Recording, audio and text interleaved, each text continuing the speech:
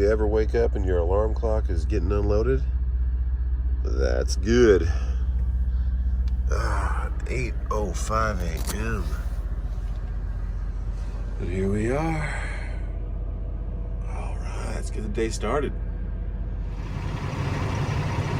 You need to use satellite imaging to your advantage.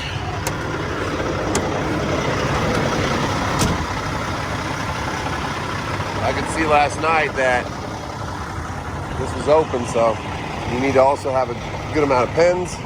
And there you go. He came out here and said you're good to go, but he wanted to keep the paperwork. Don't ever let him keep the paperwork. Ask them if they can make a copy or have a printer in your truck, like I do. So go ahead and make a copy. And make sure you get your straps back. But yeah, some kind of chemicals in here. A lot of hazmat stuff. But whatever they needed that stuff for, they got it. Maybe get some of those big fans.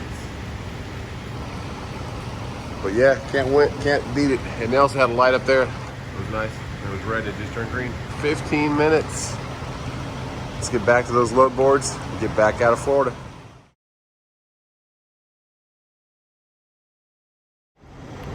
There you go.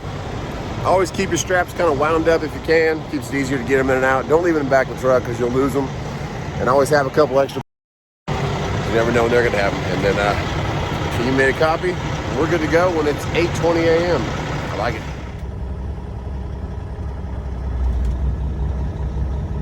A little tight get in here last night. You have to use the whole road.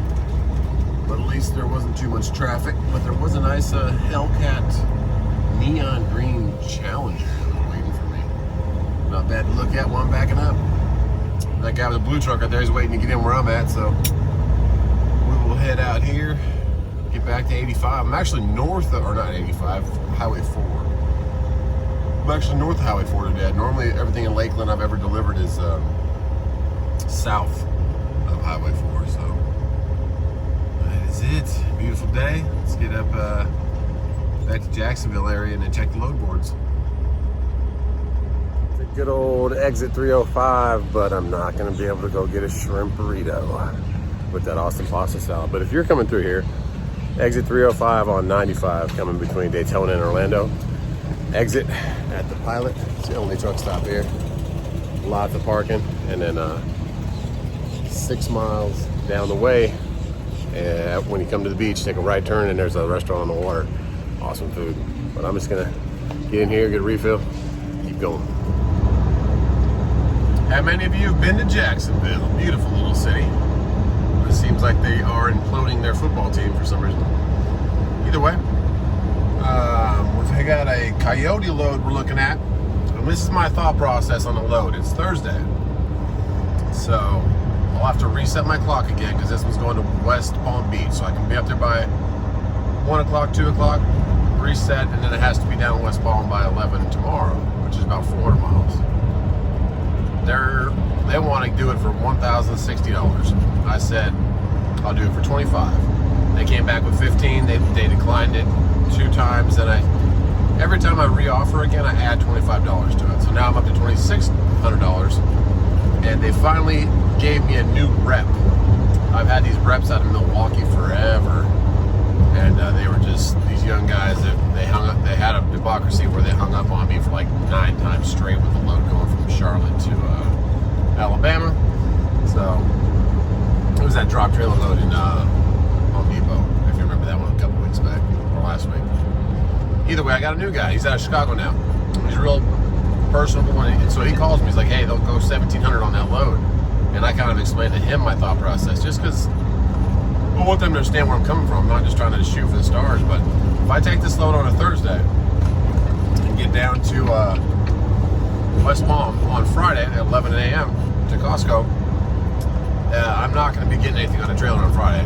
I'm not going to put anything on the trailer from down in Miami, West Palm area, because it's going to be 90 cents a mile for 800 miles. So, and it's probably going to be heavy. So I'd rather deadhead and get back to a better market. But by the time I would deadhead and reset my clock and get up to Jacksonville, Savannah, it would be late Friday. So it would not be, I would not be able to get something on the truck. So that's kind of my thought process. He's like, I understand. So I told him, hey, if you find something going towards my house or towards Atlanta, then I'll be there hopefully Friday delivering, and I can put something on a trailer for Friday for the weekend, deliver Monday, because then you can put something on a trailer for $2,500, $3,000 going down to Florida or up to PA.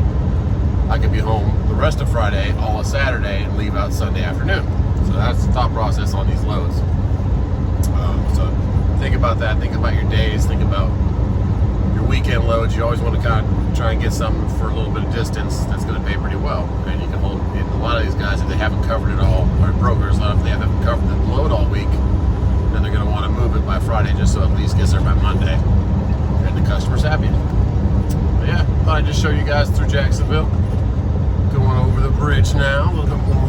That's a train, the rail yard underneath us now. It's not any water. It's like 8 train tracks. So we're gonna hit the weight station, the last one in Florida, and the agricultural station, and then get into Georgia, and probably stop exit 1 or 3 just for a little bit. Barry Insurance, buddy, I'm not trying to dodge you, man, but I'm always on a time schedule trying to get to a good market to get at least something on the truck. So Barry, commercial truck insurance.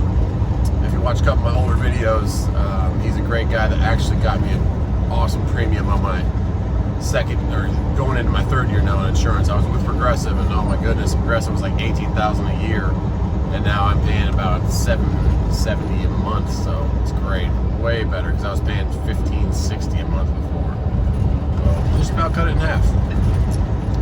But yeah, that's Jacksonville. That's the thought process on booking a load on a Thursday when you're already down in Florida, but you didn't go too far and you could deadhead back to Savannah area or somewhere around there. I could probably reach Columbia, but I don't know. It'd be depending on where it delivers for if I could reset and make the appointment time. So think about these things when you're booking loads. And also, a trucking wife looks for loads for me at home. She doesn't really pull the trigger, but she kind of looks at stuff for me, because when I'm driving, I can't be looking at loads that might be popping up. So every now and then I'll call her and ask her to look for me. And you need to have somebody like that, because when you're on your own in one truck operation, you don't have a dispatcher. Dispatcher is someone who always looking for loads for trucks all the time. You got to have some help. She has all the logins on the iPad, and she can just jump into all these apps with me and kind of see if anything new pops up. She knows what I'm looking for a little bit, but I'll walk her through it and ask her to tell me what's showing up. So. All right, let's get out of Florida. Out here, you are going to come across a lot of broker agents that are better salesmen than others, than I guess. They're going to try and feed you the playbook. And this is one example right here. Look at this email thread from TQL.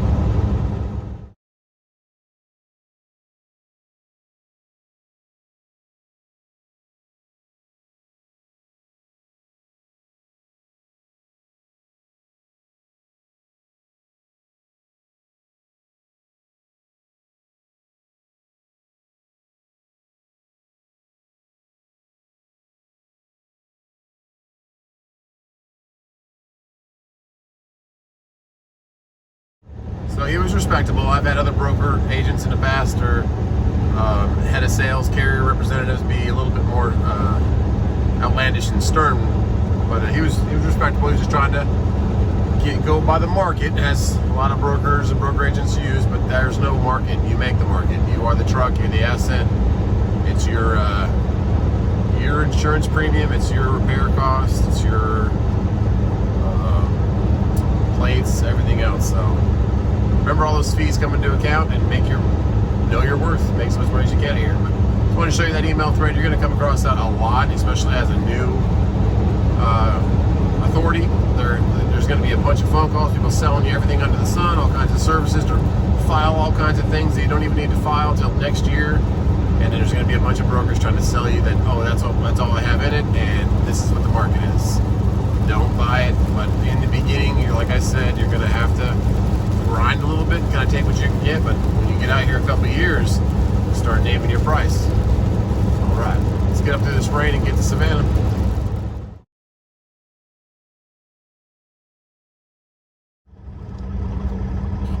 Georgia weight station on a Friday. Looks like they're just passing everybody through. Toast for everybody.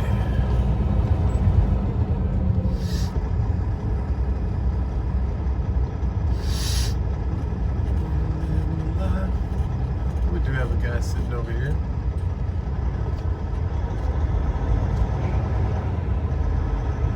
Gave him a little wave, but he didn't wave back. Guess he's just trying to pull somebody in. Who knows?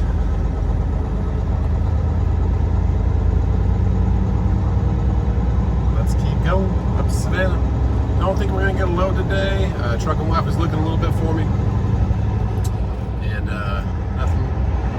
nothing good on a Thursday. They might be waiting for Friday. Who knows? But we're gonna try and make it back home then if nothing pops up and watch some Thursday night football.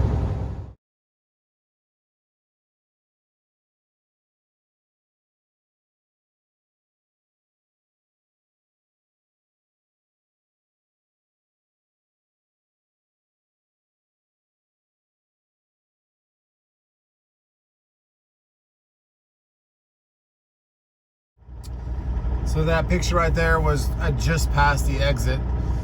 That would have took me straight to that pickup for that West Palm Beach load, but it delivers on Friday and you wouldn't have been able to get nothing for Friday. They were stuck at $1,500, then they started playing games and going to $1,060 when I was climbing up in increments of $25 every bid I made, because in Coyote's app you have to wait 5 minutes before you can bid again. So I kept having truck and wife bid on them. So then I called her and she said, and then she emailed the broker guy that we just started working with, and he said he could do 17. And I said, if they want to move it for, just tell them if they want to move it for 25, I'm here. And then I got close to here, called truck and wife again. She emailed him again and said, we're going to pass it in 10 miles, and didn't hear anything back. And then once I passed by the exit, I started getting away from Savannah, because this is what you have to realize when you're out here booking these loads, or your wife's helping you book your loads from home.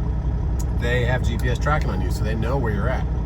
They can see that you're heading towards that pickup, and they think that, oh, you're just going to come down to the wire. It's a game of chicken. It's a game of calling your bluff. And you're going to be like, oh, they didn't move on it. I'll just take it for 17. But the last minute, once I passed it, they went to 18, and I said, if you need it for 25, I could have done it, and I'm heading past it back towards the house. And then they said, okay, we're just going to bounce until tomorrow. So,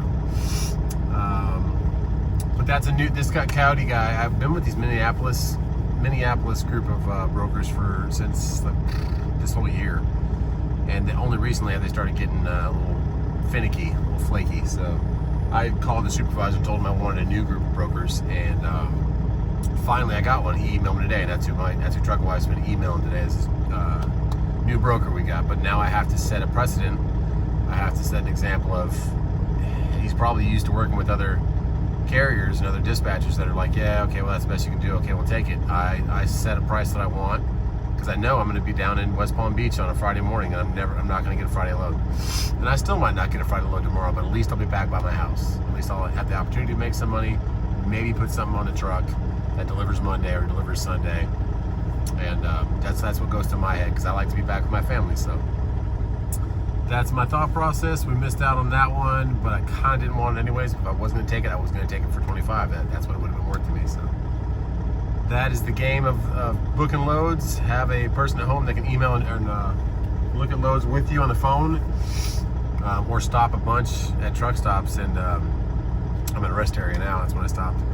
And try to look at your phone and put some bids out there, and then move another 100 miles and check it again. So that is the game. And the brokers will call you if they need it moved. So if you set your price of what you want, they will call.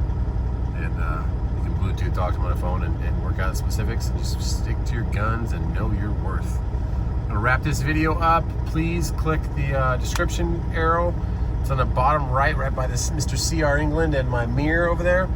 There's a little arrow that drops down, and there'll be a description to the new giveaway we just started. It's a Ram McNally 500 dash cam, about a $200 value, plus $100 cash, so $300 value. Just subscribe to the channel, please, to enter. Go to that website, or if you're already subscribed, share a video, like a video, share it with somebody else. Go to the YouTube page, or go to the Facebook page, Just Truckin', the same thing on Facebook. And there's also Instagram, but it's more of a personalized Instagram. It's Just Truckin' _IG. So those are all the pages. God bless everybody, and we shall see you on Friday. See what we get.